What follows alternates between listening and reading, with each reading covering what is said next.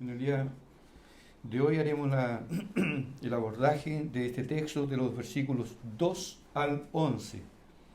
Digo 2 porque el versículo 1 ya fue en coronel, fue expuesto por el pastor Lucas y el domingo pasado por nuestro pastor Daniel aquí.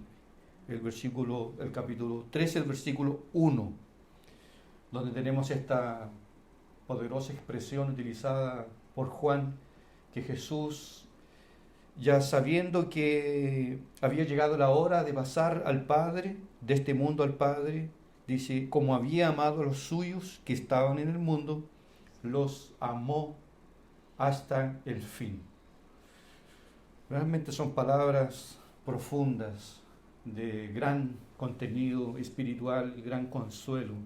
Saber que nuestro Señor Jesucristo, a pesar, como dijeron los pastores, sabiendo Jesús que los discípulos lo iban a negar, de todas las debilidades que acompañaban a los discípulos, a pesar de todo ello, el Señor amó a los suyos. Y en ellos estábamos nosotros incluidos. De tal manera que las palabras de Jesús también se aplican a nosotros. Algunas cosas generales sobre este texto. Solamente Juan registra el lavamiento de los pies. Los evangelios sinópticos no lo consideran. No hay registro. Solo Juan lo relata. Y solo Juan relata el hecho y relata las palabras de Jesús, con excepción de la negación de Pedro en el capítulo y de la traición de Judas. El resto, solo en Juan, nosotros tenemos este hecho relatado. Estos hechos también ocurrieron en la última semana de vida del Señor. Para ser más claros, esto ocurrió el jueves, un día antes de la celebración de la Pascua, donde Jesús sería él mismo el Cordero de Dios que sería sacrificado. Charles Ehrman, que es un comentarista del Nuevo Testamento, hace el siguiente comentario interesante. Dice que la estructura del Evangelio de Juan puede ser comparado al templo, ya que el templo tenía el patio de los gentiles, el lugar santo y el lugar santo de los santos, o el lugar santísimo.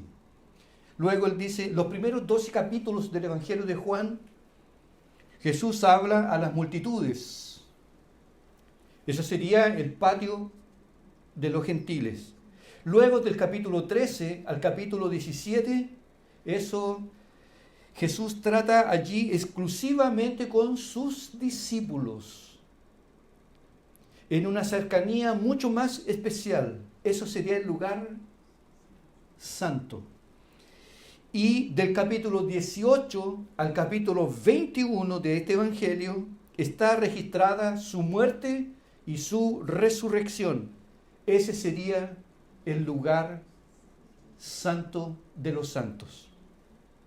Ehrman agrega, en este caso, nosotros estamos en el capítulo 13. Estamos entonces en el lugar santo.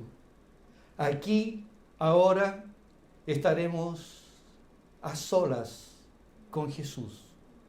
Él, sus discípulos y nosotros. Porque del 13 al 17 solamente Juan registra en unas par de horas las palabras de Jesús hacia sus verdaderos discípulos. Riley, cuando comenta este texto, dice que esta es una de las partes más valiosas de la Biblia.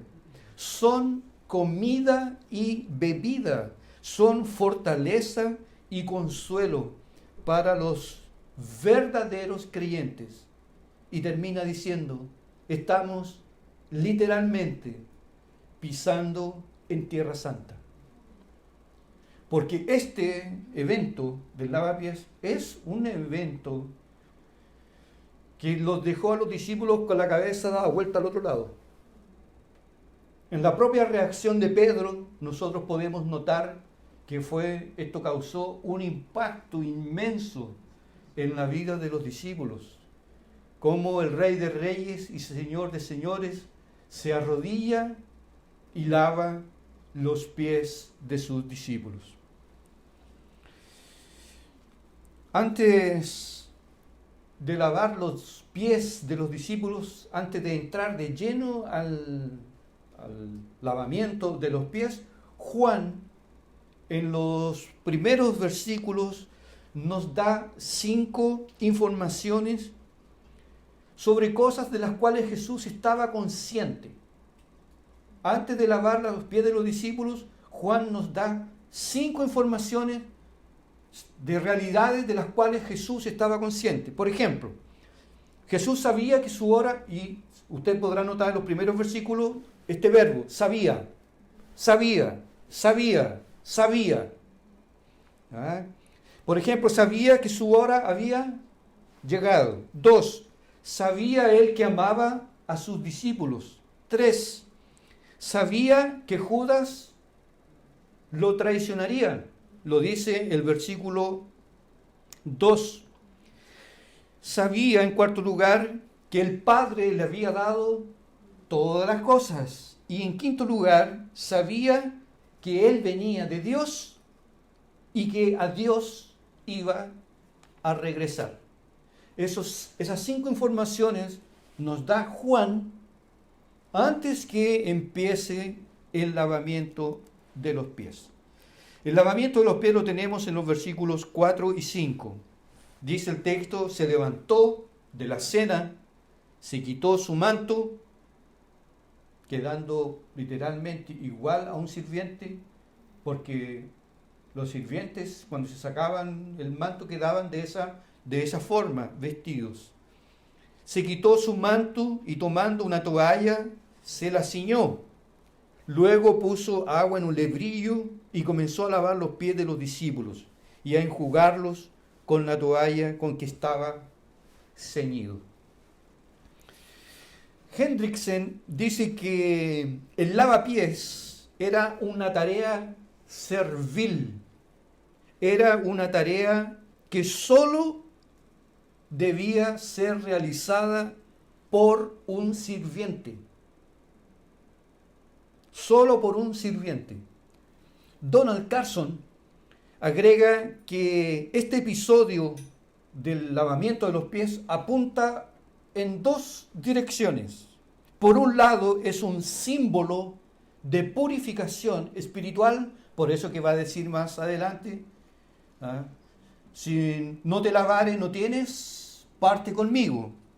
Entonces, por un lado, es un símbolo de purificación espiritual y por otro lado, es un ejemplo de servicio humilde y por lo mismo un llamado a los discípulos a hacer exactamente lo mismo. En el día de hoy no vamos a entrar, porque el texto nos obliga a tal cosa, porque el texto trata de eso más adelante, que sería el próximo domingo. No vamos a tratar si el lavamiento de los pies es un mandamiento que debe ser practicado hasta hoy en la iglesia. Ya hay bastante debate sobre aquello, pero eso será considerado el próximo domingo, porque el versículo 15 trata específicamente sobre eso. Carson continúa comentando diciendo que es cosa cierta que los discípulos estarían felices en lavarle los pies a Jesús. Estarían encantados, pero no podían soportar la idea de lavarle los pies a los otros. Porque esa era una tarea reservada solo a siervos inferiores. Y Carson concluye, los compañeros no lavan los pies, no se lavan los pies unos a otros, excepto y raramente como señal de gran amor, porque no deja de ser un estado de humillación.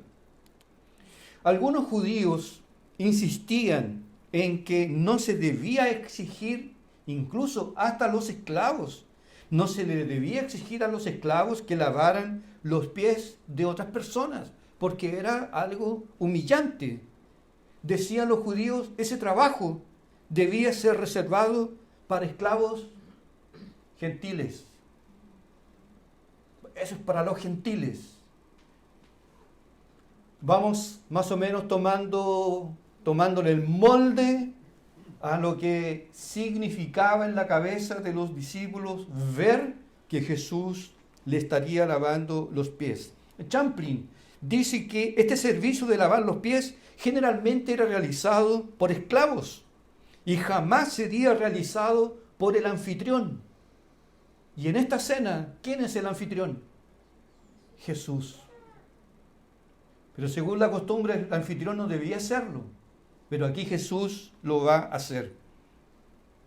El bautista John Gill dice que era una enseñanza común entre los rabinos que, a pesar de ser exigido que los discípulos demostraran más respeto y humildad para con sus maestros, jamás se les pediría desamarrar la correa de los zapatos, mucho menos lavar los pies. Ahí hay un nexo con las palabras de Juan el Bautista, cuando dijo, no soy digno ni siquiera de desatar la correa. ¿Qué entonces significó este acto de Jesús? A pocas horas de ya avanzar hacia el sacrificio, hacia la cruz, Jesús lavó los pies de sus discípulos porque, siendo Dios, Él sabía lo que se fraguaba en el corazón de los discípulos aquella noche. Y para que nosotros lo entendamos mejor, Lucas comenta lo que estaba pasando en esa noche. Porque Lucas nos va a decir que hubo una disputa entre ellos sobre quién sería el mayor. Eso puede ser interpretado dentro de un contexto inmediato, no mediato, inmediato. O sea, él va a morir. ¿Quién va a quedar? ¿Quién va a quedar? Diferente de la lectura que hizo el hermano Israel sobre el pedido de una madre por sus hijos en el futuro. Este texto nos lleva a considerar que, muriendo Jesús, ¿quién iba a asumir el liderazgo del grupo? ¿Quién de ellos sería el mayor? Y en eso estaban cuando Jesús se levanta, como conoce los corazones, y Él sabe, porque Jesús sabe, hermanos, cuánto daño puede generar el orgullo en una iglesia. ¿Cuánto orgullo puede generar en una iglesia, en un grupo? 1, 2 o 3 que se crean el cuento, que piensan que son mayores, que saben más, que tienen más experiencia, que hablan mejor, que tienen más brillo, que tienen más llegada con la gente.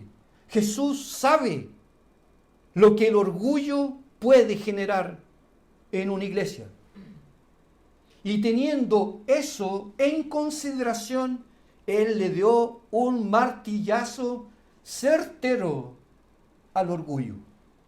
Que aquí en el Evangelio, el mayor, el más grande, no es aquel que habla, no es aquel que es visible, no es aquel que es mayor en edad, mayor en conocimiento, mayor en cosas materiales, sino aquel que es el menor, lo que podríamos llamar la contracultura del Evangelio. Mientras en el mundo y afuera son grandes los que saben, los que se imponen, los que tienen una personalidad fuerte, aquí no es así. Aquí es todo lo contrario. Aquel que sirve más, ese es el mayor delante de Dios. Jesús aquí, en el lavapiés, establece la contracultura del verdadero evangelio. El más grande no es aquel que manda, no es aquel que lidera, aquel que se impone por su personalidad fuerte. ¿Usted conoce a alguna persona así? Que tenga una personalidad fuerte y se impone. Y todos como que hay que obedecer. Aquí grande es aquel que es humilde, aquel que hace lo que toda la gente evita hacerlo, aquel que vive para servir y no para ser servido. ¿No es bueno ser servido? ¿No es bueno chispear los dedos? ¿No es bueno dar órdenes? Pues aquí no. La iglesia es el cuerpo de Cristo. Y aquí hay una contracultura donde todo es contrario a lo que vemos en el mundo. Y Jesús le dijo en un momento a sus discípulos, porque esto era un problema constante. Vosotros veis que en el mundo los que mandan, los reyes, se visten con pompa. Pero aquí no será así. Y tomó a un niño y lo puso entre sus piernas, sentado, y dijo, ¿quién no es como un niño? No puede entrar en el reino de los cielos. Con el lavapiés, Jesús se propone erradicar el orgullo de los discípulos. Aquí queda claro, hermanos, cuán detestable e insoportable es el orgullo a los ojos de Dios. Y yo pienso, hermanos, porque ¿qué es el orgullo? El orgullo es ser arrogante, el orgullo es la arrogancia, el orgullo es ser altivo de espíritu, es ser jactancioso, es tener un elevado concepto de sí mismo. Y Dios sabe muy bien por qué a nosotros no nos da riquezas. Imagínense que nosotros fuésemos ricos. Si ya con un autito mejor, ya anda hablando diferente. Se cambió un barrio mejor, ya habla de otros barrios con desprecio. Dios sabe lo que hace con nosotros. Dios sabe que las riquezas serían nuestra verdadera ruina. Es por eso que usted debe rever sus conceptos y valores si su sueño es tornarse rico. Y la Biblia dice, Señor, dame ni mucho ni poco, dame lo necesario para que no me olvide, para que no reniegue tu nombre y para que tampoco se me vayan los humos a la cabeza. Jesús sabe cuánto daño puede generar el orgullo en la relación entre los discípulos. Por eso hace este gesto con el fin de ponerle un cable a tierra a ellos para que no se crean el cuento, que ellos son los capos, que ellos son los jefes, que ellos ahora están para ser servidos y no para servir. Hendriksen agrega que la alusión, o refiriéndose a Judas Iscariote, en consecuencia hace que la acción se destaque de una manera verdaderamente grande. Sí, verdaderamente grande, porque Juan incluye en esta mención a Judas. Y él dice así, si Juan menciona a Judas Iscariote en el lavamiento de los pies, esta acción merece destaque en toda su verdadera grandeza. Sí, el maestro lavó incluso los pies al propio traidor. Porque el texto dice que él sabía que lo que ya se estaba fraguando en el corazón de Judas. Y a pesar de eso, le lavó los pies. Uno haría eso, ¿no? Yo le lavaría los pies, pero con cuchillo, con un martillo. Así lo haría yo. Así lo haríamos nosotros. Pero Jesús, con sus manos suaves, tiernas, llenas de compasión y de misericordia, hasta el fin. Hasta el fin. Yo con guantes de fuego. Así lo haría. Merece. Traidor. Y más encima cara de palo. Está aquí. Ni siquiera se arruga. Ni siquiera se pone colorado. Pero Jesús, por eso dice Hendricks, que tiene razón. El lavapiés gana un destaque impresionante porque incluye al propio traidor.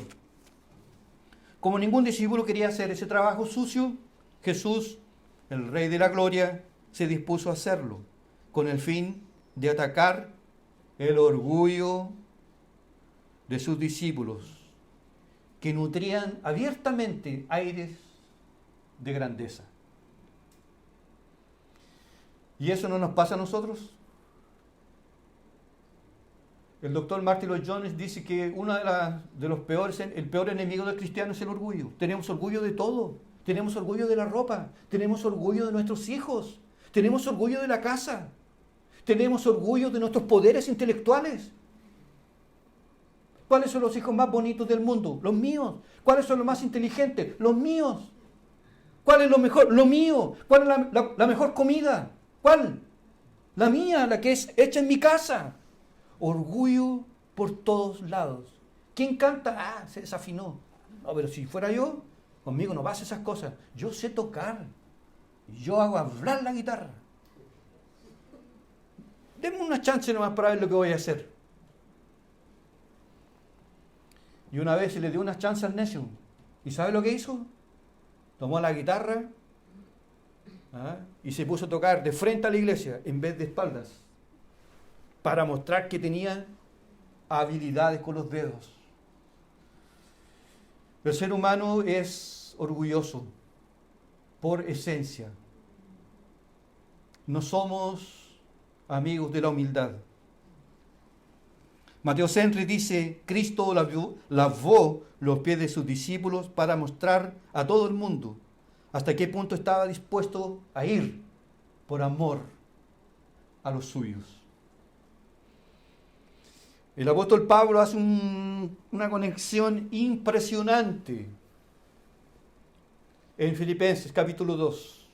Dice, nada hagáis por contienda o por vanagloria, antes bien con humildad, siempre diciendo, la predicación fue una bendición.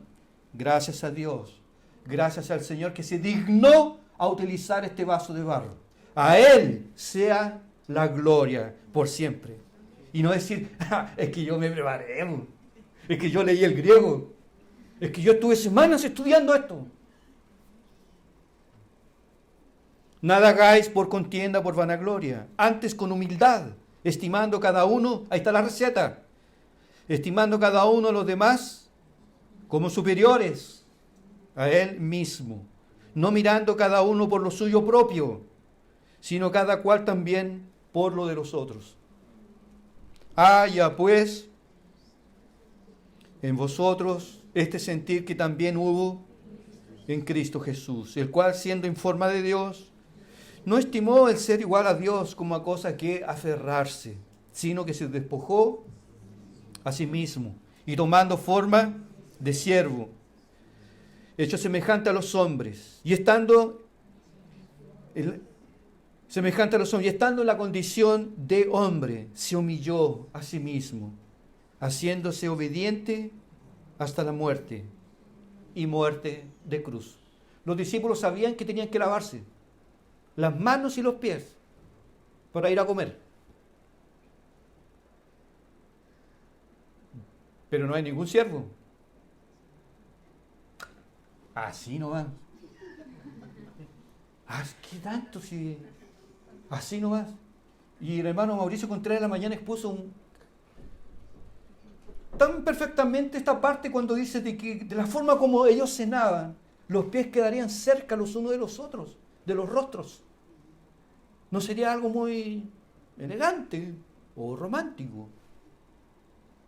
Igual fueron. Y como Jesús vio que nadie lo hizo, Él se levantó, se sacó el manto, la túnica, tomó una toalla y se ciñó. Y empezó a lavar los pies de sus discípulos. Señor, envíame a China, a Corea del Norte. Ni siquiera vienen a los cultos. Ni siquiera les cortan las uñas a los ancianos que tienen en la casa de adulto mayor. Tiene que venir alguien de afuera.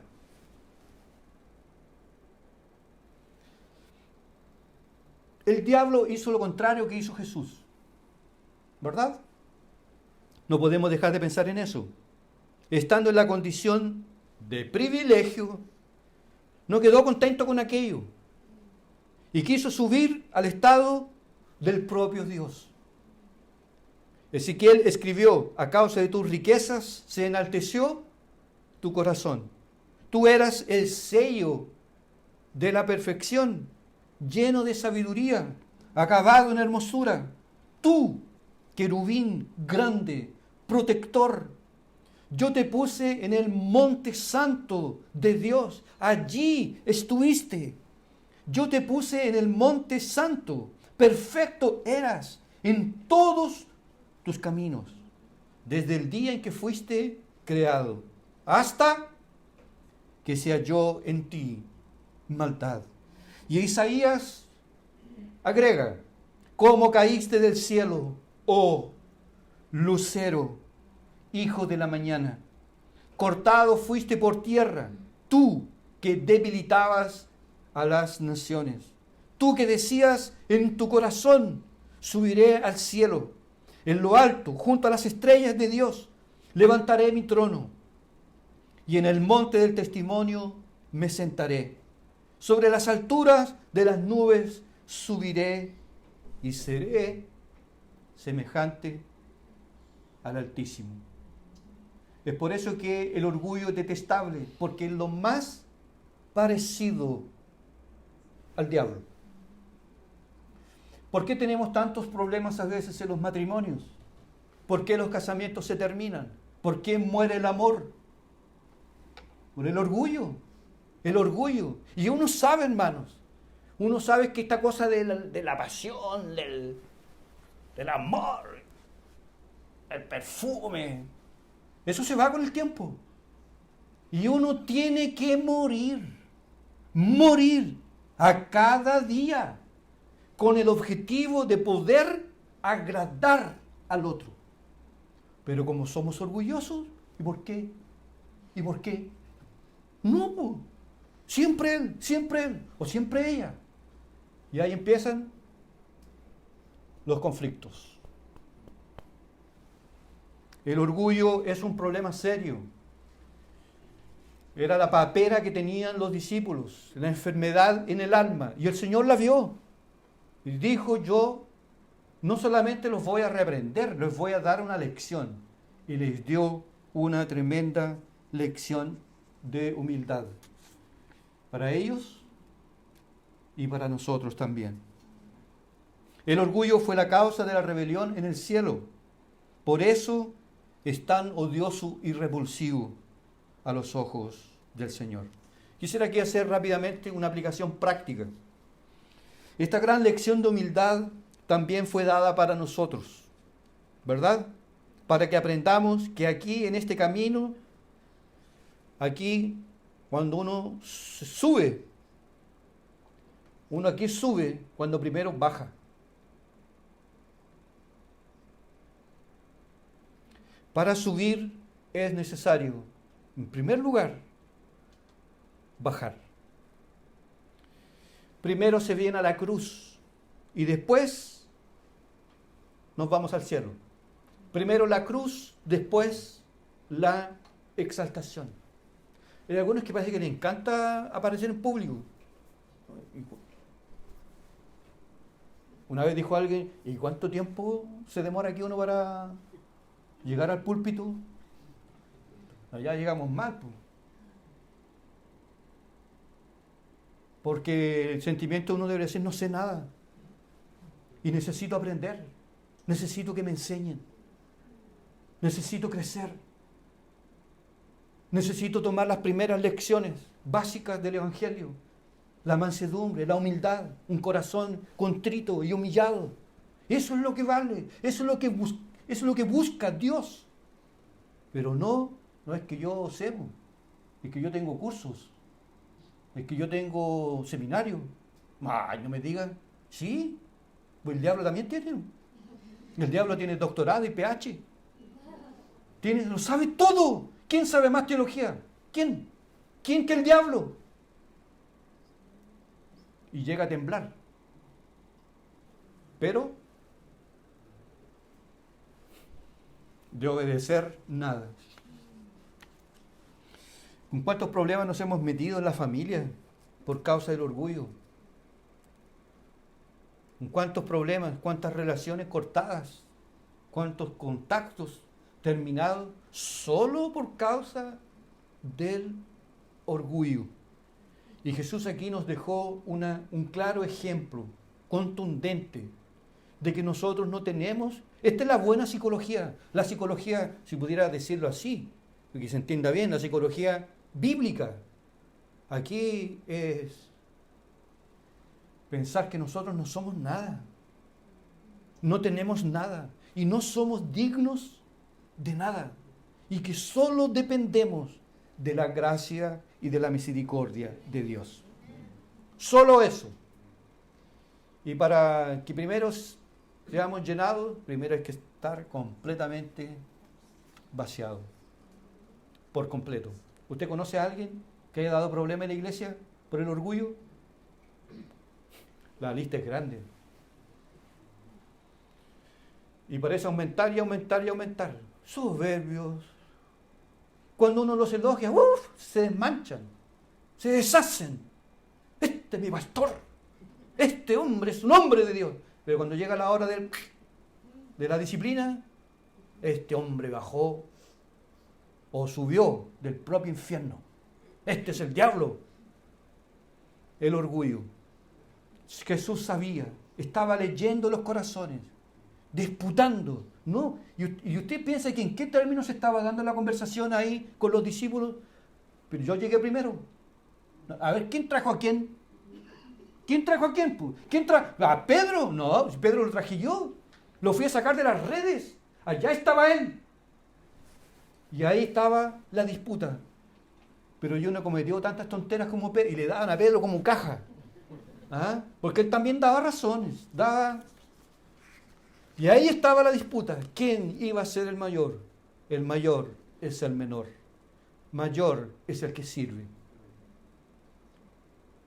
Qué gozo inmenso. Solo contentarse, hermanos, con servir la cena. Servir el vaso de vino, servir el pan. Eso ya es algo que debe llenar nuestros corazones. En segundo lugar, solo tengo hoy 2 puntos. La reacción de Pedro. Yo le puse aquí la reacción racional. Porque aquí Pedro soy yo. Y usted. Pedrito, nuevamente colocando los pies en los platos. Nuevamente quemándose por causa del temperamento. Rápido para hablar. No piensa. Piensa cuando ya...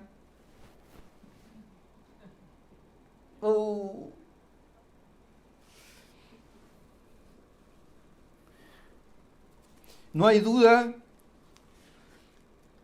Dice el texto 6, vino entonces a Pedro, a Simón Pedro. Y Pedro le dijo, Señor, mire cómo le dice, Señor, lo reconoce, pero no reconoce, no acepta su actuar, su proceder, lo que él está haciendo. Señor, ¿tú me lavas los pies? Y la expresión griega aquí da a entender que como que él casi dio un grito irritado. Así como, tú jamás, jamás me lavarás los pies, dijo. Y Jesús le dijo, lo que yo hago, tú no lo entiendes ahora, pero más adelante lo vas a entender. Aquí vemos claramente, hermanos, que una de las partes más afectadas por la entrada del pecado en el género humano, la parte más afectada por el pecado es en el entendimiento espiritual.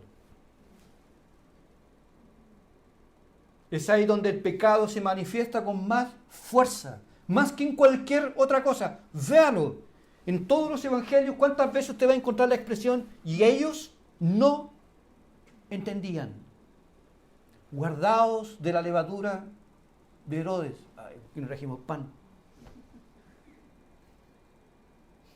Está diciendo eso porque no trajimos, tenemos solo un pan y somos 12 y tenemos que atravesar el barco. Y Jesús los queda mirando y les dice, ustedes no entendieron nada. No acaban de darse cuenta que acabo de alimentar a 5,000, por lo menos parte baja, la contabilidad de Jesús. Porque nosotros diríamos 18,000, 20,000, 30,000. Jesús se va humilde como siempre. No acabo de alimentar a 5,000 con 5 panes y 2 peces. No voy a alimentar a 12 con 1. ¿Aún estáis sin entender? ¿Aún no captan? Y de hecho, y recuerda usted lo que pasó en Emaús, cuando dice que él partió el pan y se le abrieron los ojos del entendimiento. Pero antes, estos gallitos no entendían. ¿No hablaban de su muerte? Cuando él hablaba de su muerte, porque tenían esa idea de que el Mesías, caballo blanco, victorioso, espada, enemigos, sangre, por todas partes, riqueza, victoria y todas las naciones a nuestros pies. ¿Y que él va a morir? No entendían nada. No hay duda, hermanos, que la parte más afectada por la entrada del pecado es la mente. Ella fue afectada. Definitivamente el hombre tiene enorme dificultad en entender las cosas de Dios. Y usted no ha tenido un lavapiés en su vida, ¿no? Cuando Jesús se levanta, se ciñe y hace cosas que usted no entiende. Señor, yo he sido fiel. Yo soy tu siervo. ¿Por qué tengo que operarme? ¿Por qué la muerte? Y la voz del divino Salvador, lo que yo hago, tú no entiendes. Y sabe usted, hermano, que yo he meditado, porque este texto es potente. Lo que yo hago, no lo entiendes. Porque a veces hay pérdidas, hay golpes duros en la vida. Y uno así como que la rabia a reaccionar, a enojarse, a cuestionar a Dios. Y viene la voz, lo que yo hago contigo, tú no lo entiendes ahora, pero más adelante. Pero ese más adelante a veces puede ser 20 años, cuando sus cabellos se pongan blancos, si es que no se caen antes. Y ahí tenemos a Job, cuando pensaba así que él era el teólogo, el capo, el hombre justo, el piadoso, que pasaba una virgen, un hombre no dejaba a nadie dormir en la plaza, no le quitó el pan al pobre de la boca, pero y es probado, y cuando llega en el 42, él dice, yo de oídos te había oído, pero ahora mis ojos te ven y me arrepiento en el polvo y en la ceniza. Es probable, hermanos, escuche bien lo que le voy a decir, es probable que nosotros ni siquiera hayamos tocado el borde de sus vestidos. Aún. ¿Y cómo necesitamos conocer a Dios y entender sus santos caminos? Para no blasfemar y vivir amargado como un viejo idiota que nadie lo soporta, ni los hijos, ni la esposa. Asilo. Ándate al asilo. Nadie te soporta. Le faltó conocer a Dios. Le faltó entender a Dios. Lo que yo hago, tú no lo entiendes. Aquí vemos claramente que Pedro no entendió lo que Jesús estaba haciendo. Incluso él rechaza que Jesús le lave los pies. Carson nos recuerda que el fracaso de Pedro en entender está de acuerdo con muchos otros fracasos. Y él dice así: cuando Jesús anunció su muerte por primera vez, Pedro se levantó y dijo: Señor, lo tomó aparte, le dijo: Señor, ten compasión de ti. No, en ninguna manera, Señor, te acontezca cosa semejante. Pero Jesús le dijo: quítate delante de mí, Satanás. Me eres piedra de tropiezo. Ni siquiera le voy a preguntar cuántas veces a usted le han dado ganas, hermana, de decirle así a su marido.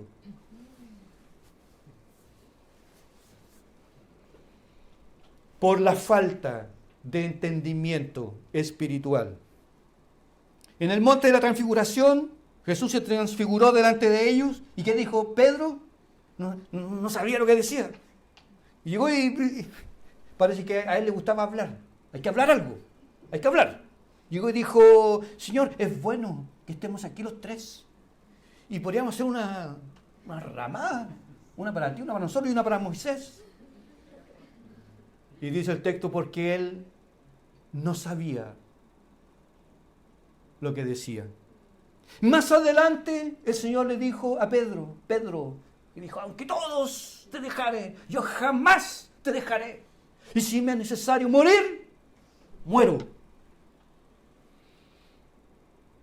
Jesús lo miró tiernamente y le dijo: Pedro, hoy, antes que cante el gallo, 2, 3 ya me habrás negado. Tal cual. Tal cual. Pero no le demos como caja a Pedro, porque nosotros somos. ¿O usted va a decir que usted es mejor que Pedro? Yo, hermano, yo soy, la verdad, yo soy mucho mejor que Pedro. Dios me libre, Dios me defienda de decir semejante disparate. Si este hombre es de una talla espiritual extraordinaria. Ahora, claro que el Señor lo pasó por el túnel de fuego en el Pentecostés. Y ahí salió un otro Pedro, que es lo que también nosotros necesitamos pasar por una manifestación potente y poderosa por la obra del Espíritu Santo de Dios. Pedro no entendía, amados hermanos, lo que decía el Antiguo Testamento, que los santos sacerdotes al entrar al lugar santo deben purificarse, lavando sus manos y sus pies. Eso está claro ahí en el libro de Éxodo. Y lo que Jesús estaba queriendo decir ahí es que el Cordero ya estaba llegando para el sacrificio. Los sacerdotes tienen que lavarse para participar dignamente las manos y los pies. Por eso que se hace mención a esto, a estas partes del cuerpo. Pedro, nada. Pero a nosotros nos pasa mucho. Creemos en la soberanía de Dios. ¿Amén? Pero nos pasa no vemos la mano de Dios. Buscamos culpables, siempre buscando a un culpable. Murió mi papá, así fue el médico, así fue ese. No vemos la mano de Dios. No vemos si la casa se quemó, si llegó la muerte, si Dios se llevó a alguien amado. No vemos la mano de Dios. Por eso es que estamos mucho más abajo que el propio Pedro. Para terminar, hermanos, quiero hacer apenas 3 aplicaciones prácticas. Jesús incluso le dijo que si no te lavo, no tienes parte conmigo. Es esencial, porque somos sucios, que seamos lavados. Y lavados en la sangre del Cordero. Una vez basta. Pero como seguimos con los pies en la tierra, debemos todos los días ir a la fuente y lavarnos permanentemente. Creo que nosotros debemos estar muy conscientes que el pecado del orgullo pulsa a cada segundo en nuestros corazones. Aunque por fuera tengamos apariencia de piedad. Que una vez de repente ve un hermanito así calladito, se ve hasta tierno. Pero ¿y en la casa? ¿Ah? ¿Cómo es en la casa el hermano? Cuando escucharon un predicador en una conferencia, tremendo predicador, y una hermana ahí al lado de la esposa del pastor diciendo, debe ser extraordinario ser una esposa de ese hombre. ¡Ja! Le dijo. Parece que estoy casada con otro hombre. Porque ese es otra persona en la casa. Aunque tengamos cierta apariencia de piedad, nuestros corazones pueden ser muy orgullosos. Entonces no sirve de nada reconocer que somos orgullosos si no tomamos medidas bíblicas para combatirlo. Como decía alguien, contó una pequeña historia diciendo así que había un pastor que él decía que era humilde, pero siempre decía así, yo no soy nada, hermano, yo soy débil, ¿ah? Yo no sé nada. Hasta que un día un hermano se levantó y hizo una oración y dijo, Señor, te damos gracias por nuestro pastor, porque él a pesar de todo es débil, tiene muchas dificultades para predicar. O sea, le dijo toda la verdad. Y el pastor se enfureció. ¿Y qué me están diciendo? Que soy débil, que no sé predicar. Bueno, y no estaba reconociendo. Porque a veces de rodillas decimos, ¿verdad? Señor, ayúdame, porque soy débil. Pero si lo dice un hermano,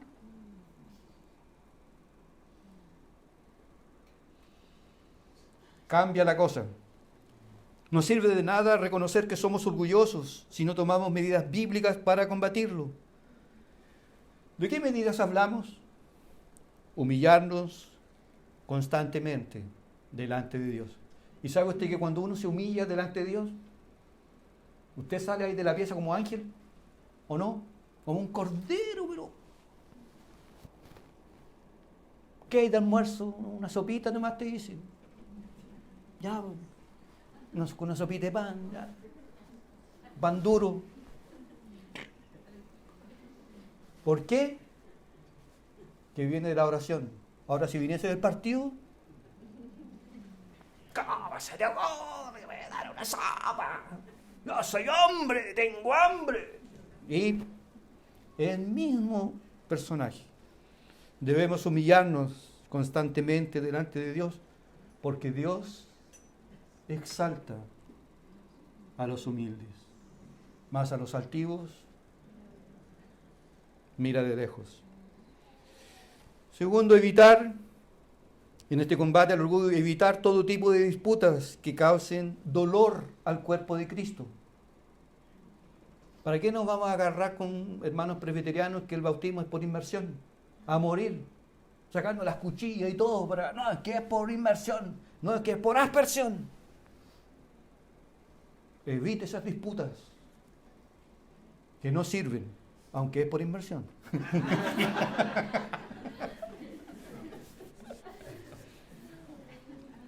Mantener un estricto control sobre lo que sale de la boca.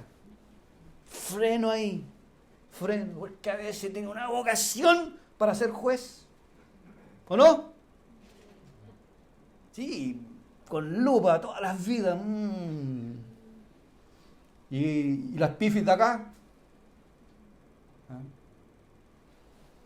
No sé cómo estos padres de hoy no llevan sus hijos a la iglesia. Se casó y tuvo hijos y no los lleva. Se pisa la cola solo. Por eso que dice el Salmo, que el que habla mucho, peca mucho. Siempre con un freno, o un freno de mano en la lengua. Se puede decir entonces, amados hermanos, le pregunto a mí mismo y a usted, ¿se puede decir que usted es humilde? Amén. Se dice amén es soberbio. Que una vez pregunté, ¿usted es humilde, hermano? Amén. Y agarré un martillo. El que es nunca lo va a decir. Nunca lo va a decir. El que es humilde nunca va a hablar bien de sí mismo. E incluso va a decir así, supe que estaban hablando mal de mí, ¿por qué no me llamaron? Y yo sé cosas peores de mí mismo. ¿Se puede decir que usted como cristiano es humilde? ¿Le ha dicho a su esposa eso, no? De repente por ahí no lo han subido, lo han bajado. ¿Ah? ¿No lo han subido, lo han bajado? ¿Y cuál fue la reacción? Mi marido realmente es humilde, es manso. Pero que lo digan los otros. La humildad es la virtud, decía Edwards, que aleja al diablo a kilómetros de distancia de uno. Si tan solo fuéramos humildes, el diablo estaría... Porque ¿qué va a ser humilde? Considera al otro superior a sí mismo. Siempre considera más al hermano que a sí propio. Pero el orgulloso hermano, el altivo, yo soy la mejor voz de América.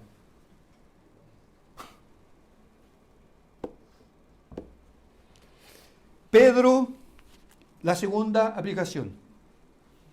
Pedro no entendió lo que Jesús estaba haciendo, ¿verdad? No entendió. ¿A mí me lava los pies? Jamás. Lo que yo hago, tú no lo entiendes ahora. Lo vas a entender después. Nosotros también, hermanos, no entendemos ciertas cosas que tenemos que vivir.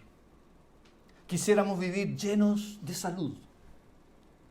Que las arrugas y las canas pasaran allá por el vecino, lejos. Cada día más jóvenes. Renovados. La juventud, ¿no lo cantamos? La fama y la juventud se van, pero se van bonito. Se van de una. Quisiéramos tener salud, nunca ir a médico, que nos sentimos muy bien. Pero ese no es el método de Dios. A veces hay que tratar con ciertas enfermedades de la mente, del corazón y del cuerpo. Lamentablemente hay cosas que nosotros no entendemos. Por eso yo pregunto, hermanos, ¿usted se siente identificado con el versículo 7? ¿O no? Lo que yo hago ahora, tú no lo entiendes, pero lo vas a entender después. Y el texto sagrado dice, y en aquel día de Pentecostés, el Espíritu Santo vino sobre ellos con poder y fueron llenos del Espíritu Santo. Y en ese día se levantó uno de entre ellos y predicó un sermón que fueron convertidas 3.000 personas. ¿Dónde está en Pedro? ¿Dónde está el sentimiento de culpa, de fracaso, de haber negado a Jesús? Se fue. Y el texto sagrado nos dice, y después los discípulos se acordaron de lo que Jesús había dicho. Ahora entendemos. El Salmo 119, 18 dice, abre mis ojos y contemplaré las maravillas de tu ley. Y Juan dice al principio de su evangelio, cuando resucitó Jesús de entre los muertos, sus discípulos se acordaron que había dicho esto y creyeron a la Escritura y a la palabra que Jesús había dicho. Que nosotros nos cuadremos, hermanos. Hay cosas que escapan de nuestro control. Nosotros no podemos convertir a nuestros hijos. No podemos convertir a nuestros padres. Ni siquiera nos podemos convertir a nosotros mismos. Debemos ajustarnos a las palabras de Jesús y que sea hecha su santa voluntad en nuestras vidas. Y mientras tanto, que podamos aprender siempre la lección de la humildad. Que mientras seamos menos, aquí menos, siempre será más. Y que lo que más se parece a Cristo es cuando en nosotros se esculpe la figura de la humildad. Reconocer que somos débiles, que a veces tenemos que pedir perdón, que a veces fallamos, tropezamos y que necesitamos constantemente humillarnos delante de Dios. Padre, te damos gracias, Señor, por tu palabra, por este gran ejemplo que Cristo nos dejó al lavar los pies de sus discípulos, siendo Él lo que es, el Rey de Reyes y el Señor de Señores. Recordamos, Señor, en el libro de Apocalipsis cuando dice que había llanto y lágrimas porque no se halló ninguno digno de abrir los sellos y de aún mirarlo. Solo el Cordero de Dios. Y este Cordero digno vino a este mundo y se humilló y nos dio ejemplo para que nosotros sigamos sus pisadas. Señor, quebrántanos, echa abajo todas las fortalezas, Señor, que son odiosas a tus ojos y que están dentro de nosotros. Nuestro temperamento, nuestra forma de pensar, de ver, de juzgar las cosas que no te agradan a ti, Señor. Rompe nuestro corazón orgulloso y llénanos, Señor, de tu Espíritu Santo, para que seamos una bendición, primero en la iglesia, en la